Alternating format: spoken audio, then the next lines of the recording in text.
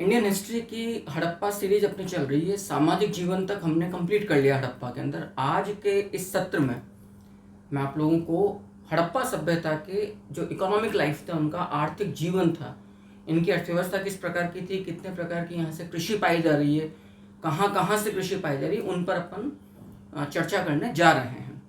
अच्छा, हमने जब ये अध्याय आरंभ किया था या इस सभ्यता को जब हमने पढ़ना प्रारंभ किया था, तब मैंने एक बात कही थी आप लोगों को कि संभवतः पूरी दुनिया में जितनी भी वैश्विक सभ्यताओं की अर्थव्यवस्था का पैटर्न हम लोग देखते हैं, दो चार बातें बड़ी प्रमुखता से हम हड़प्पा के बारे में कह सकते हैं। जब हमने कालीबंगा को देखा तो संपूर्ण पूरे विश्व के अंदर, संपूर्ण विश्व में ग्रिड पैटर्न यानी कि जाल पद्धति खेती कि एक ही खेत में एक ही समय में दो प्रकार की भिन्न भिन्न दिशाओं में दो प्रकार की फसलों की बुआई, ये बड़ा अनोखा मामला था।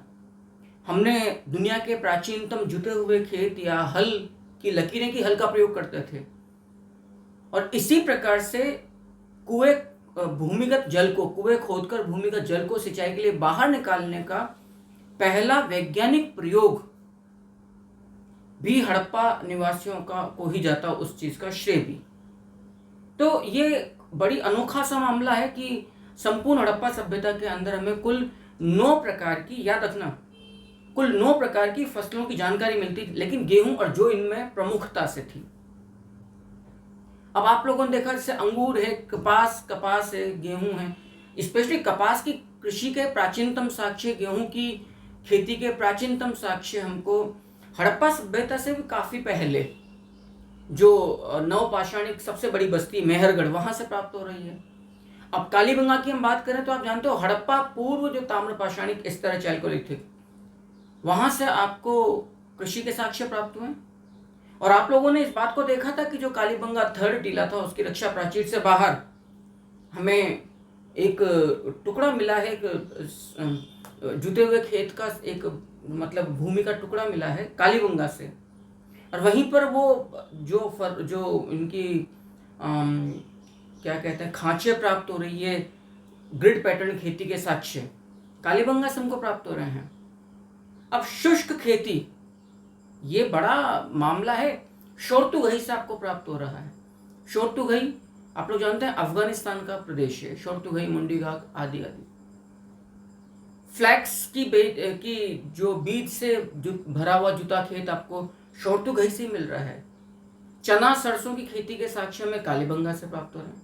तो ये कुछ विशिष्ट हमें मतलब एग्रीकल्चर नॉर्म्स प्राप्त हो रहे हैं हड़प्पा सभ्यता से। बहरहाल मैं आरंभ करता हूँ अपना अध्याय। आज का जो अपना अध्याय है वो है economic life in Harappan civilisation. याद रखना,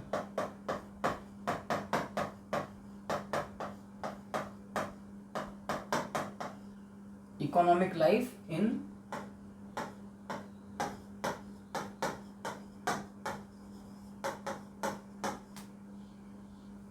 हड़प्पा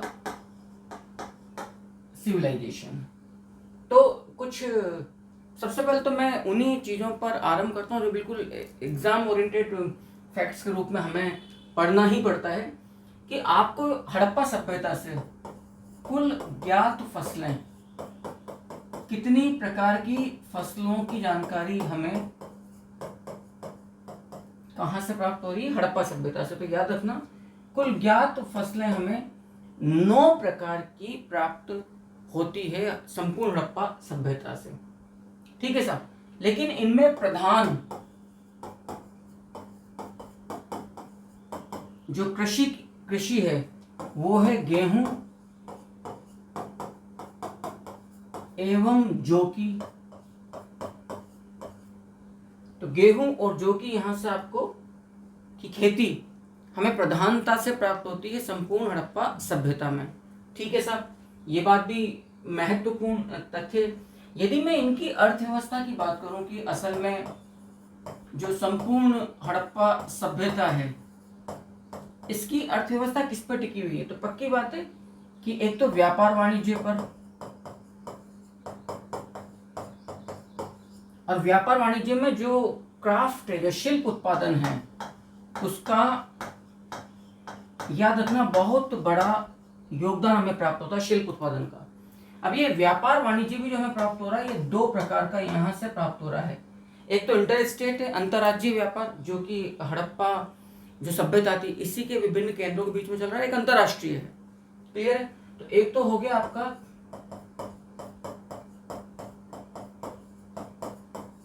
अंतर्राज्यीय व्यापारिक संबंध,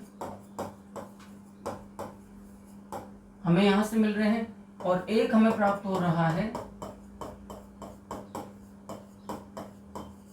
अंतर्राष्ट्रीय व्यापारिक संबंध, वही तो ट्रेड और कॉमर्स वाली बात है। अब तक की तमाम बातों को आप लोगों ने देखा है कि आपको मेसोपोटामियन, ईरान की जो मेसोपोटामियन या सुमेरियाई सभ्यता है, इसके साथ बड़े घनिष्ठ आपके व्यापारिक वाणिज्यिक संबंध हैं।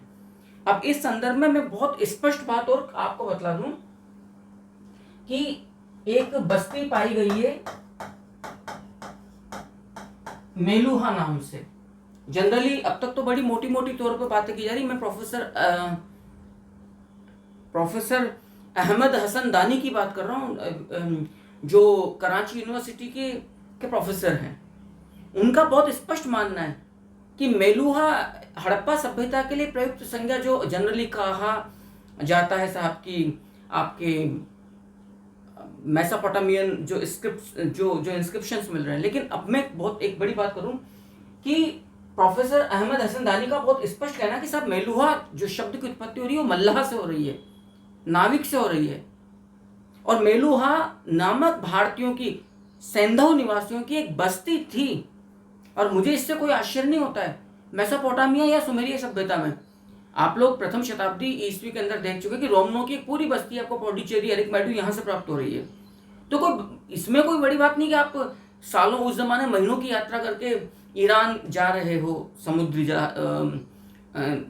परिवहन मार्ग से, वहां जाके 2 घंटे, 1 घंटे, एक दिन के लिए टिकोगे? पॉसिबल नहीं था भाई। कई महीनों का उनका प्रवास रहता था। तो इसमें कोई बड़ी बात नहीं कि आपको वहां पर कोई बस्ती प्राप्त हो जाए। मैं आपको बहुत स्पष्ट बात कह दूं कि जो सिल्क रूट रेशम मार्ग की बात आती है, सिल्क रूट में मध्य एशिया के एक घर से एक चित्रकारी प्राप्त हुई जिस पर शिव का चित्र बना हुआ है। तो स्पष्ट है कि जहां जहां सरायों में या इस पूरे सिल्क रूट में ये बात है, आपके कनिष्क टाइम की आप बात कह सकते हो, जिसको आप पोस्ट मॉडर्न पीरियड कहते हैं। तो जो काफी भारतीय व्यापारियों के जो काफिले यहां से गुजरते होंगे, जहां वो रहते होंगे, उन्होंने प्रतीकात्मक तौर पर अपने ईश्वर का वहां पर एक चित्र टांग दिया होगा।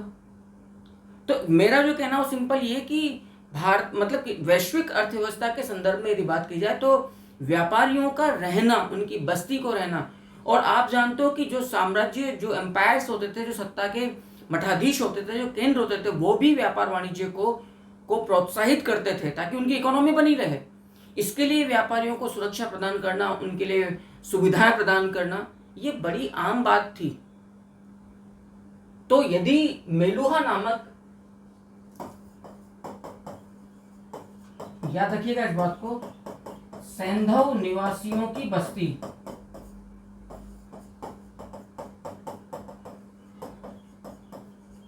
यदि ईरान की मेसोपोटामियन सभ्यता में पाई जाती तो मुझे कम से कम मुझे तो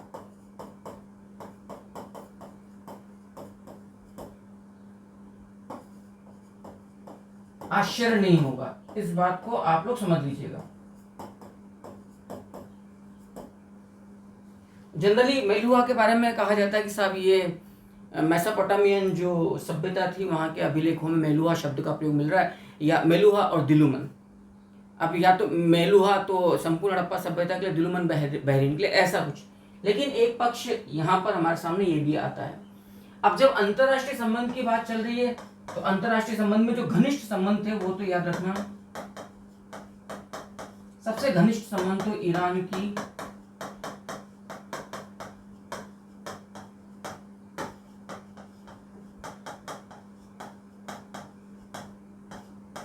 मेसोपोटामिया या सुमेरिया सभ्यता के साथ ये ज्यादा प्रभावी संबंध थे। माना जाता है कि संभवतः मिस्र की सभ्यता के साथ भी इनके संबंध रहे होंगे, लेकिन मिस्र के साथ संबंधों की जो मतलब इतनी घनिष्ठता नजर नहीं आ रही है, क्योंकि व्यापारिक वस्तुओं का मिलना, शिल्प उत्पादित जो वस्तुएं उनका मिलना, वो इन संबंधों को प्रगाढ़ करता है। अब आप लोगों ने देखा था कि मेसोपोटामियन सील, जो सिलेंड्रिकल सील थी, वो कालीबंगा से मिल रही है। बटन नुमा जो सील थी मेसोपोटामियन सभ्यता की, वो आपको लोथल से मिल रही है। तो ये चीजें क्या सिद्ध करती हैं कि व्यापारियों का न केवल आना जाना था, बल्कि वो रुकते भी थे, वस्तुओं का एक्सचेंज करते थे। क्लियर है? और इसके लिए बाकायदा वो मुहरों का, सील्स का प्रयोग किया करते थे। सो इस बात को यदि हम यूं समझने का प्रयास करें, आप देखिएगा कि क्या किस प्रकार से इनके संबंध प्रगाढ़ थे। मेसोपोटामियाई मुहर, अभी दो प्रकार की मुहर आपको यहां प्राप्त हो रही हैं। एक तो जी प्राप्त हो रही है आपको बेलनाकार मेसोपोटामियाई मुहर, और एक प्राप्त हो रही है, याद रखना आपको, बटन नुमा मेसोपोटामियाई मुहर। बेलनाकार जो मुहर प्राप्त हो रही है वो प्राप्त हो रही है हमें कहां से?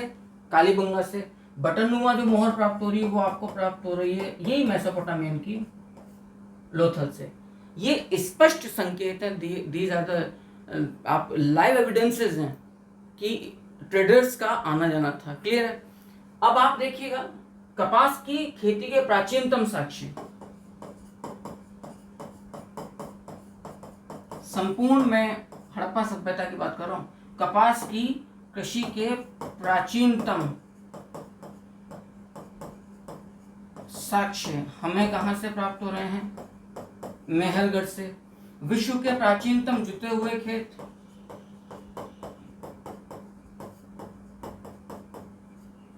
विश्व के प्राचीनतम जुते हुए खेत या जाल पद्धति खेती, जिसको आप ग्रिड पैटर्न खेती के नाम से भी पुकारते हैं। काफी ये जाल पद्धति का मतलब है ग्रिड पैटर्न।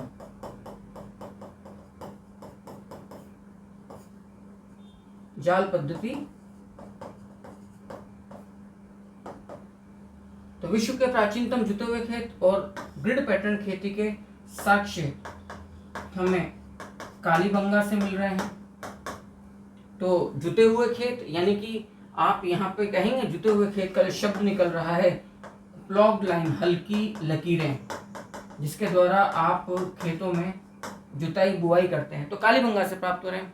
अब ये जो ग्रिड पैटर्न खेती है, इसका मतलब क्या निकल रहा है कि एक ही खेत में एक ही समय में दो अलग अलग दिशाओं में दो अलग अलग फसलों का पाया जाना। दो जो फसलें कालीबंगा से आपको प्राप्त हो रही है वो प्राप्त हो रही है, याद रखिएगा, चना एवं सरसों।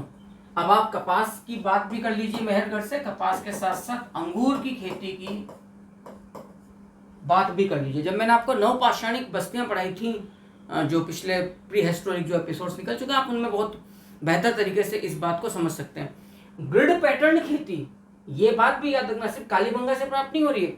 ग्रिड पैटर्न खेती कालीबंगा के साथ साथ पिराक, एक स्थान और है बलूचिस्तान से। तो ग्रिड पैटर्न खेती हड़प्पा सभ्यता में कालीबंगा एवं पिराक, इस बात को बेहद अच्छे से ध्यान रख लीजिएगा। कालीबंगा एवं Pirak, Pirak is a Baluchistan Harappan site, यहां से आपको ग्रिड पैटर्न खेती पाई जा रही है। क्लियर है मामला? आई थिंक यहां तक आपने देख लिया है।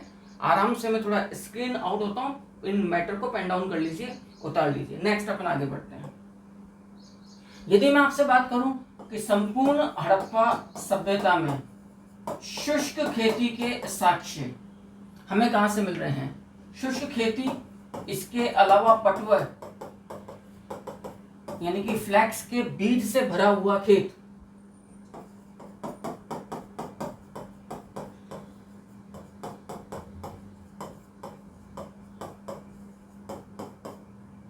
ये दोनों आपको याद रखना। शोरतुघई, शोरतुघई जो कि अफगानिस्तान का एक हड़प्पाई केंद्रीय हड़प्पाई बस्ती है।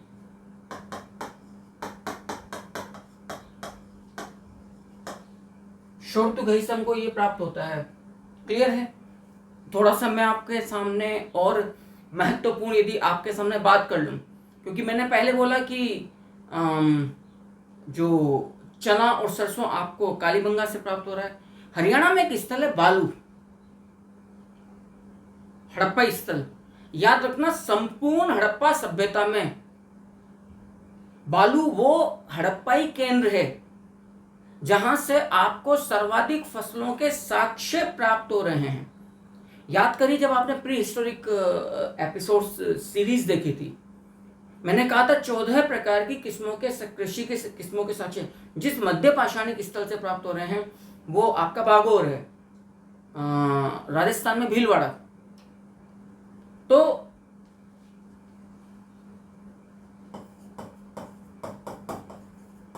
सर्वाधिक कृषि या आप कह लें फसल के साक्ष्य, एविडेंसेस, हमें जिस हड़प्पाई स्थल से प्राप्त हो रहे हैं वो है बालू। याद रखना, बालू हमें हरियाणा से प्राप्त हो रहा है। क्लियर है? हरियाणा से। और बालू से ही आपको अदरक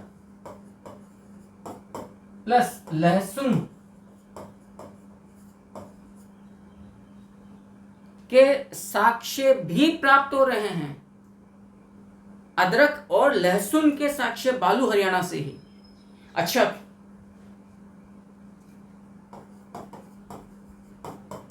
कुओं से भूमिगत जल को सिंचाई हेतु प्रयोग करना, सिंचाई हेतु प्रयोग करने के साक्ष्य में प्राप्त हो रहे हैं अल्लाहदीनों।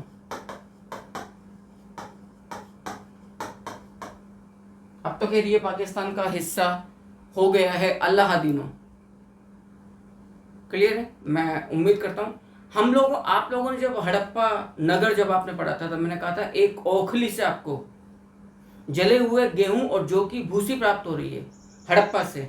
और गेहूं और जौ प्रधान फसल है संपूर्ण हड़प्पा सभ्यता की।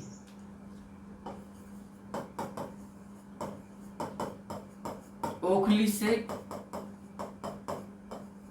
जली हुई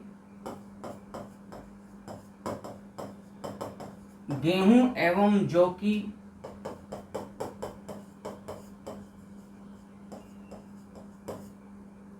भूसी प्राप्त हो रही है। याद रखना, कहां से? हड़प्पा नगर से। ये बड़ा रिच सा कंटेंट है और बहुत एग्जाम ओरिएंटेड है। उम्मीद करूंगा कि आप लोग इसको उसी रूप में समझते चलें। तिल और सरसों, चना और सरसों कालीबंगा से मिल रहा है और तिल और सरसों बनावली से मिल रहा है।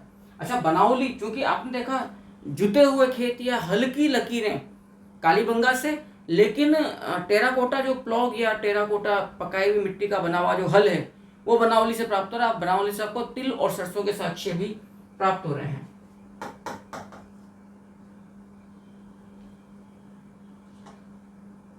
महत्वपूर्ण तथ्य है, तिल, सरसों एवं टेराकोटा हल का मॉडल। याद रखिएगा, टेराकोटा हल का मॉडल ये हरियाणा में आपको प्राप्त हो रहा है। कहां से जी? बनावली से। बनावली से।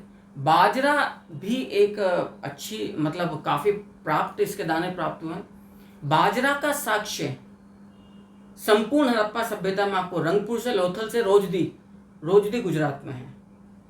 रंगपुर, लोथल, रोजदी से आपको प्राप्त हो रहा है। इसका साक्ष्य बाजरा का, रंगपुर, रोजदी एवं लोथल। और ये भी याद रखना, लोथल से ही आपको चावल का, हड़प्पा सभ्यता में चावल के साक्ष्य भी हमें यहीं से प्राप्त हो रहे हैं। पक्की बात है, जब इतनी खेती के हमें साक्ष्य प्राप्त हो रहे हैं तो फिर यंत्र भी प्राप्त हुए होंगे, कृषि यंत्र जिनको आप इक्विपमेंट्स के रूप में कहते हैं। तो पत्थर से बने हंसिए, जो कि आप असल में कह सकते हैं प्रस्तर हंसिए, जो फसल काटने के काम में आते हैं, एक तरह का नवपाषाणिक स्थल है। ये तरकाई किला से प्राप्त हो रहा है, जो कि बन्नू घाटी क्षेत्र है पाकिस्तान में, तरकाई किला। तो आपको प्रस्तर हसिया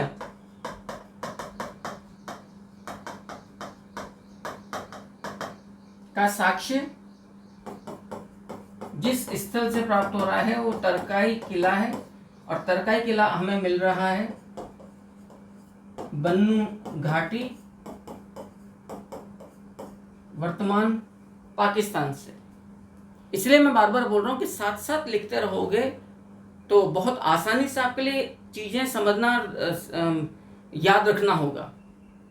हड़प्पा सभ्यता में बुआई का जो मौसम होता था वो नवंबर से दिसंबर के मध्य में होता था, और मार्च से अप्रैल के मध्य में कटाई होती थी।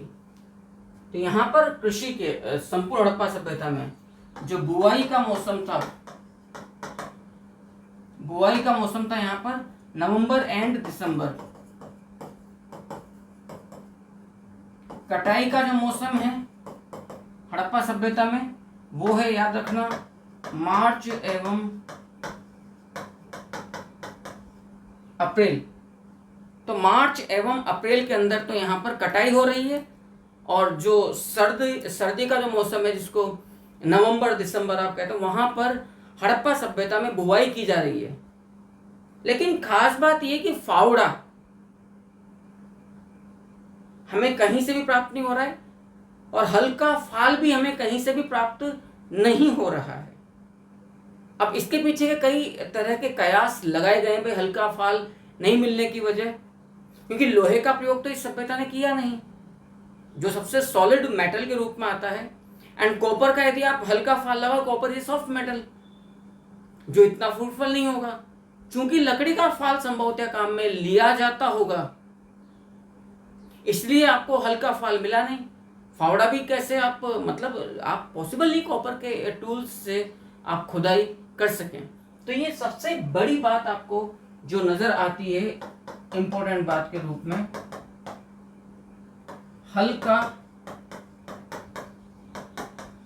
फाल एवं खुदाई, जमीन की खुदाई हेतु फावड़ा हमें कहीं से भी संपूर्ण हड़प्पा सभ्यता में कहीं से भी प्राप्त नहीं हुआ है। और नहीं होने की वजह लोहे की जानकारी का अभाव, क्योंकि हड़प्पा वासियों को लोहे का प्रयोग पता नहीं था, और जो तांबा है वो एक मुलायम धातु है, सॉफ्ट मेटल है। संभवतः ये फाल के रूप में, हल्के फाल के रूप में काष्ठ का, लकड़ी का प्रयोग करते हों, और समय की मार के चलते जो भी अवशेष होंगे लकड़ी के फाल के वो नष्ट हो गए हों। तो इसमें कोई विशिष्ट बात हमें, मुझे नजर नहीं आती है। आई थिंक यहां तक की बात आपको बहुत अच्छे से समझ में आ गई। काफी ये मेरे हिसाब से रिच एक कंटेंट है। आप थोड़ा सा, मैं फिर आउट हो जाता हूँ इस स्क्रीन से, और यहाँ तक की तमाम बातों को आप जितना देख सकते हो, लिख सकते हो, आप लोग अपने स्तर पर आराम से यहाँ तक के मैटर को समझ लीजिए, देख लीजिए। अब एक बड़ी विशिष्ट उपलब्धि हमें प्राप्त हो रही है संपूर्ण हड़प्पा सभ्यता में, अन्नागार, ग्रेनरी।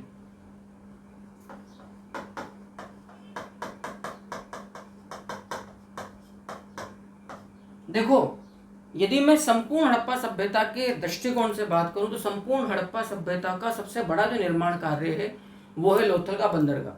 लेकिन मैं अकेले मोहनजोदाड़ो नगर की बात करूं तो मोहनजोदाड़ो में सबसे बड़ी जो इमारत है वो है अन्नागार। And according to sir Mortimer Wheeler, अन्नागार का पूरा स्ट्रक्चर लकड़ी का बना हुआ था मोहनजोदाड़ो के अंदर। अब जैसे अन्नागार के पास में जो ग्रेट बात है, विशाल स्नानागार आपको पाया जाता था, ठीक है ना, पाया गया है ग्रेट बात विशाल स्नानागार, उसकी छत भी लकड़ी की बनी होती थी। अब अन्नागारों की का पाया जाना, गोडाउन्स का पाया जाना क्या सिद्ध कर रहा है? मे बी ये टैक्स के रूप में जीन्स वसूलते हों, मतलब खाद्यान्न वसूलते हों, या इनको आदेश हो किसानों को कि जो भी रिमोट एरियाज है, एग्रीकल्चर फार्मिंग जो एरियाज है, वहां से आप सप्लाई पूरी बराबर रखें अन्न की, ताकि अनफेवरेबल कंडीशंस में ये इनका, या इनको मे बी यहाँ से इंपोर्ट करना पड़ता हो, नहीं सॉरी एक्सपोर्ट करना पड़ता हो बाहर की सभ्यताओं में। अन्नागार का पाया जाना बहुत बड़ी बात है। आपने देखा था लोथल के अंदर जहां पोर्ट एरिया है वहीं पर माल की लदाई और ढुलाई के लिए कुछ चैम्बर्स बने में, मे बी वो ग्रेनरी के रूप में हो, ठीक है ना। तो अन्नागारों का पाया जाना, ग्रेनरी को आपने बोला है अन्नागार का पाया जाना स्पष्ट संकेत है, मे बी कि ये कर के रूप में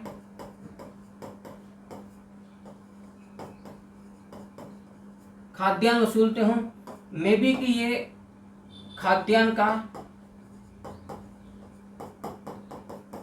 इंटरनेशनली एक्सपोर्ट करते हो, इंटरनेशनली या अंतर्राज्यीय स्तर पर भी जहां जहां खेती की इतनी संभावनाएं नहीं है, पॉपुलेशन का, जनसंख्या का पेट भरने के लिए काम में लिया जा रहा हो।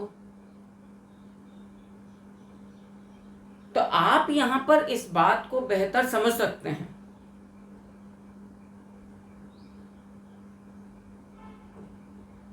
हम लोगों ने जब विभिन्न हड़प्पाई स्थलों को पढ़ा था तब भी कुछ बातें बहुत स्पष्ट करी थी।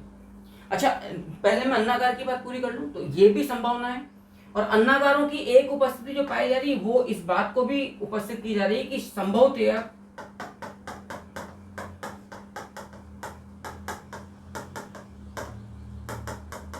प्रतिकूल परिस्थितियों में खाद्यान्न की आपूर्ति सुनिश्चित रही जाए। अच्छा, एक बात और मैं स्पष्ट करूंगा, अन्नागार हर जगह नहीं पाए जा रहे हैं, यानी कि जहां विशाल जनसंख्या है या जो ट्रेड सेंटर्स हैं, समझ रहे हैं बात का मतलब, वहां जो खाद्यान्न है उसकी सप्लाई बराबर रहे। हो सकता है यहां पर फॉरेन ट्रेडर्स, फॉरेन एम्बेसीज भी आती हूं, कई सारी बातें आप मतलब कुल मिलाकर ये ग्रेनरी का पाया जाना, उनके मैनेजमेंट, कम्युनिकेशन स्किल्स, उनके इंटरनेशनल रिलेशंस अफेयर्स, इंजीनियरिंग जो स्किल्स हैं, तमाम चीजों पर प्रकाश डाल रही है। आपने देखा था कि अन्न पीसने के पार्ट लोथल से प्राप्त हो रहे हैं, और 18 वृत्ताकार चबूतरे ग्राइंडिंग स्टोन्स के रूप में श्रमिक आवासों की उत्तर दिशा में एफ माउंड से हड़प्पा से प्राप्त हो रहे हैं, ठीक है। तो थोड़ा सा यहां तक की बात को फिर उतार लीजिए आप लोग, काफी ये अच्छा कंटेंट है, जितना मैं बार बार कह रहा हूं, आपको कोई बुक उठाकर देखने की आवश्यकता नहीं पड़ेगी यदि आप बराबर इस चैनल पर पढ़ते जा रहे हैं। और यदि आपको ये कंटेंट पसंद आ रहा है प्लीज कमेंट अवश्य किया करें। जब मैं इकोनॉमी की बात कर रहा हूं तो याद रखना, घोड़ा, गाय और ऊंट, ये 3 पशु हड़प्पा सभ्यता में ऐसे जिनका चित्रांकन किसी भी मुहर पर हमको प्राप्त नहीं हो रहा है। अब पक्की बात है कि जब कृषि अर्थव्यवस्था है तो बैल का तो बड़ा महत्व रहेगा। इसे फिलहाल आप आगे बढ़िएगा और देखिएगा। अन्न पीसने के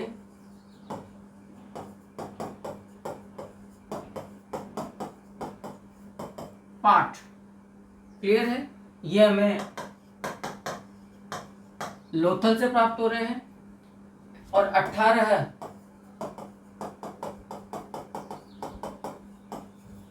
ग्राइंडिंग स्टोन्स,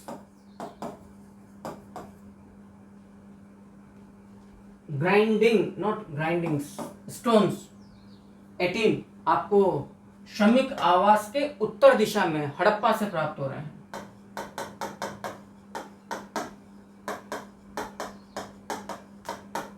श्रमिक आवास की उत्तर दिशा में, याद रखना हड़प्पा से। अब 18 वृत्ताकार चबूतरे, ये जो 18 आपको ग्राइंडिंग स्टोन्स पाए जा रहे हैं, ये असल में वृत्ताकार,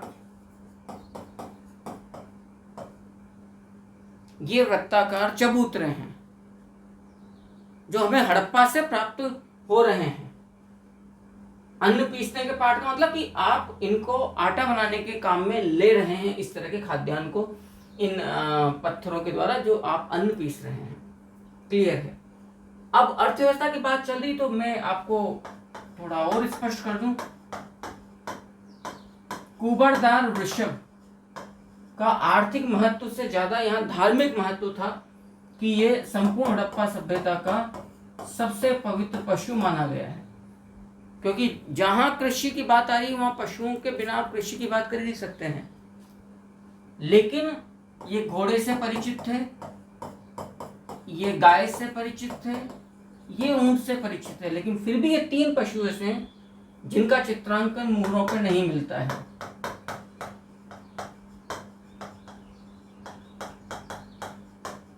चित्रांकन याद रखिएगा मुहरों पर प्राप्त नहीं है किसी भी सूरत में। इन पशुओं का चित्रांकन बहुत इंपॉर्टेंट है।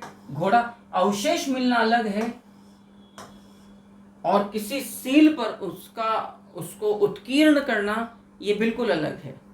आई थिंक ये कृषि वाली बात आपको बेहद अच्छे समझ में आ चुकी है। अब मैं बात करता हूं इंडस्ट्रीज की, उद्योग की।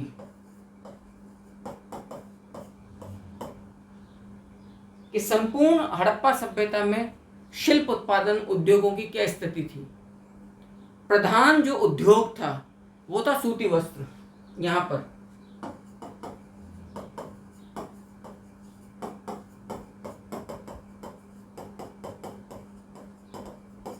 सूती वस्त्र, और आप लोग देख चुके हैं कि कपास की खेती के प्राचीनतम साक्ष्य हमें मेहरगढ़ से प्राप्त हो रहे हैं।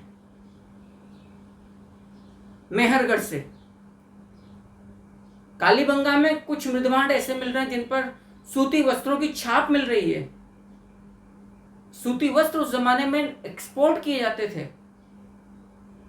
भारत कॉटन इंडस्ट्री के लिए तो हमेशा से ही काफी विश्वविख्यात रहा है। एक बुने हुए वस्त्र की छाप, एक मिट्टी की नांद प्राप्त हो रही है आलमगीरपुर से, इस पर बुने हुए वस्त्र की छाप आपको मिल रही है। मृदभांड पर सूती वस्त्र की छाप तो हमें कालीबंगा से मिल ही रही है।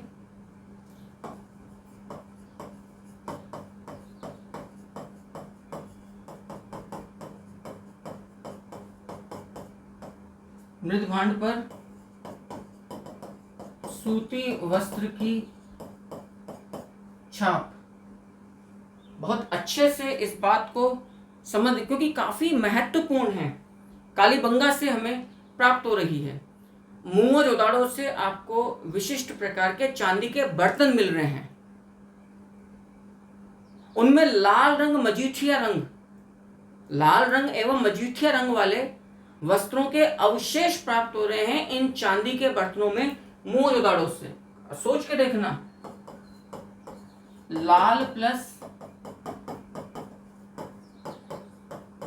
मजीठिया रंग वाले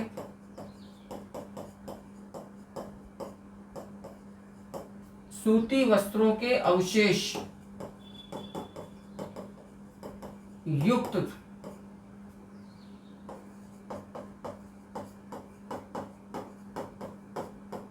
चांदी के पात्र हमें मोहनजोदाड़ो से मिल रहे हैं।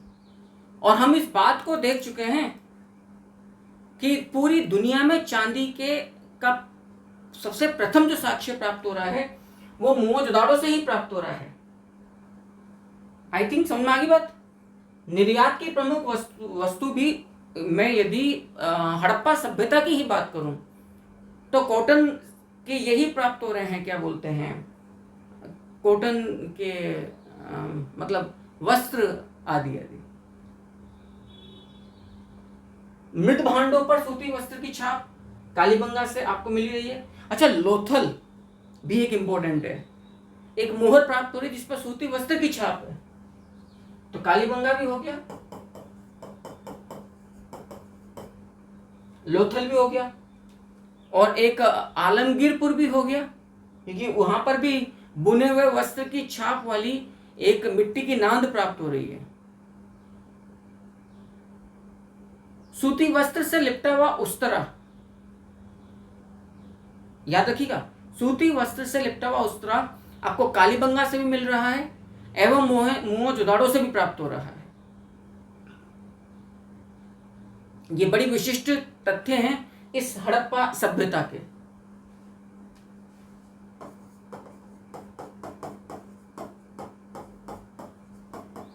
सूती वस्त्र में लिपटा उस्तरा।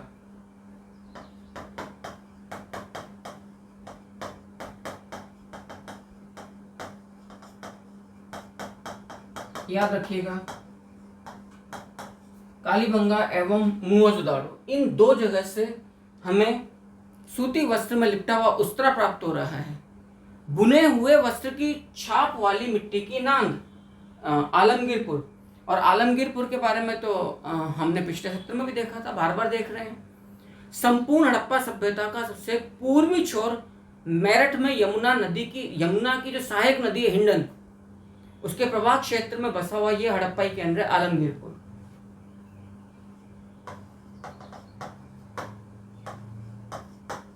तो बुने हुए सूती वस्त्र की छाप युक्त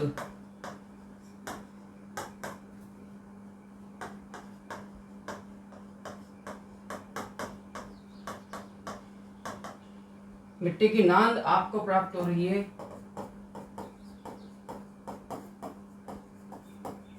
आलमगीरपुर। आलमगीरपुर जो मेरठ से हमें मिलता है। अच्छा, मोहनजोदड़ो से आपको तांबे के उपकरणों पर लिपटा हुआ सूती का वस्त्र एवं सूती धागा प्राप्त हो रहा है। ये देखो, ये तथ्य भी कितना इंपॉर्टेंट है। ताम्र उपकरण से लिपटा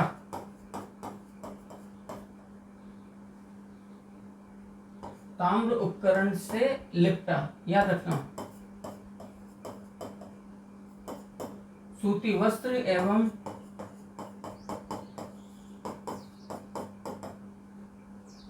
सूती धागा कहां से प्राप्त हो रहा है हमको? जी मोहनजोदड़ो से। आप तमाम बातों को स्क्रीन आउट होता हूं मैं कुछ सेकंड्स के लिए, जितना जल्दी हो सकता है इन चीजों को देख लीजिए, फिर हम अपनी बात को थोड़ा सा और आगे आपके सामने बढ़ाते हैं। आराम से देख लीजिए, मैं स्क्रीन आउट हूं ताकि आपके लिए उतारना तथ्य इंपॉर्टेंट है। आप बराबर इन नोट्स को लिखते रहोगे तो यकीन मानिएगा आपको किसी गाइड, किसी बुक की जरूरत कभी नहीं पड़ेगी। अब जैसे मैंने कहा कि जो प्रायोर तौर पर जो इंडस्ट्री है, जो प्रधान उद्योग है, वो सूती वस्त्र है।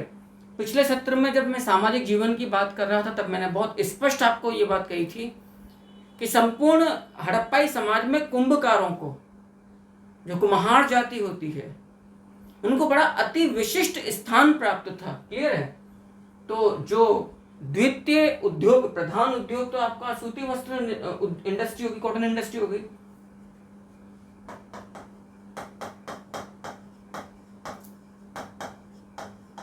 द्वितीय प्रधान जो उद्योग आपको हड़प्पा सभ्यता से प्राप्त हो रहा है, द्वितीय प्रधान उद्योग, वो याद रखिएगा, वो है कुंभकारी। कुंभकारी का मतलब होता है मृदभांड कला, या मैं सामान्य अर्थ में कहूं तो मिट्टी के बर्तन बनाने की कला।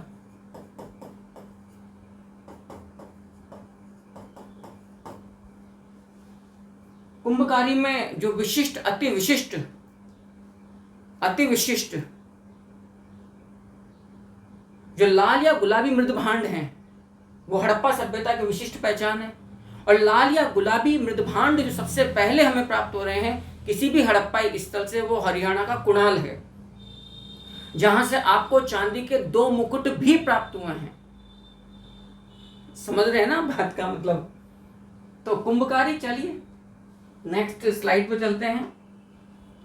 विशिष्ट जो यहां पर मृदभांड है हड़प्पा सभ्यता का,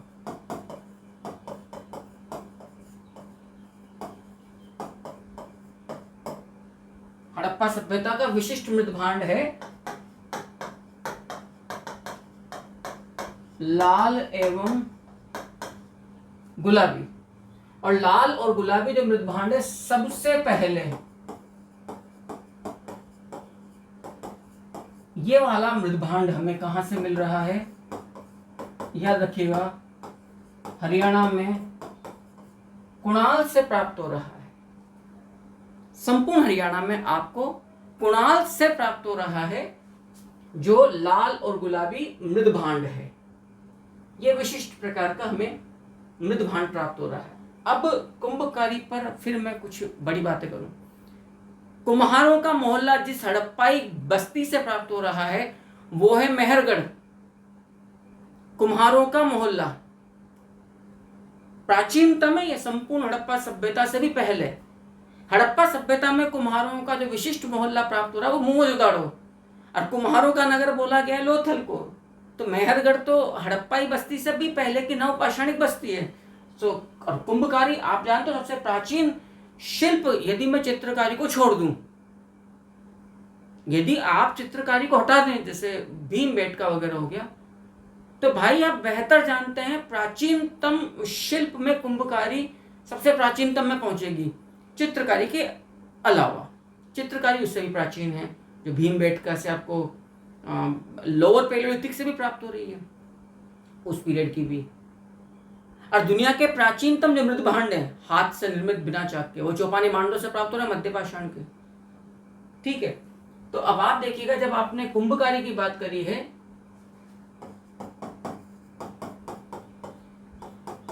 तो प्राचीनतम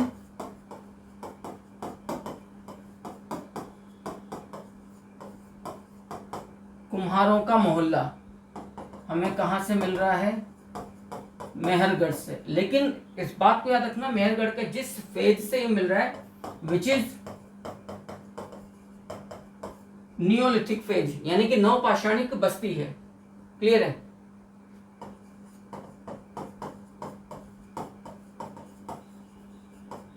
हड़प्पाई नगर जिसमें आपको याद रखना, हड़प्पाई नगर जिसमें आपको कुम्हारों का मोहल्ला मिल रहा है। हड़प्पाई कुम्हारों का मोहल्ला जिसमें आपको मिल रहा है वो है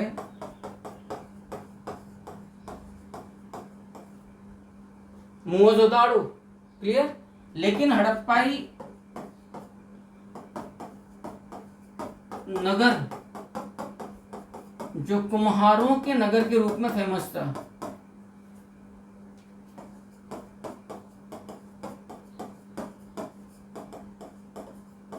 काफी महत्वपूर्ण तथ्य मैं ये आपको दे रहा हूं, वो है असल में कौन सा नगर?